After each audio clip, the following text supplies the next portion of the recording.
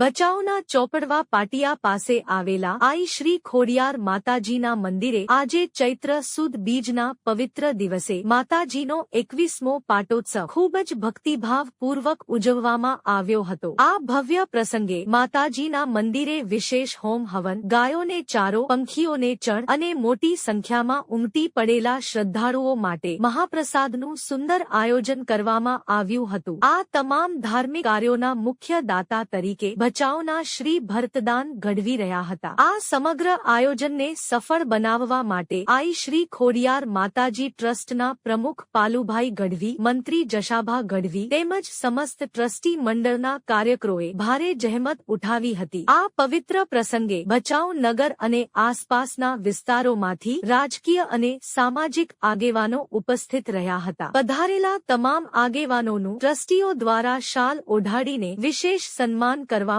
આવ્યું હતું।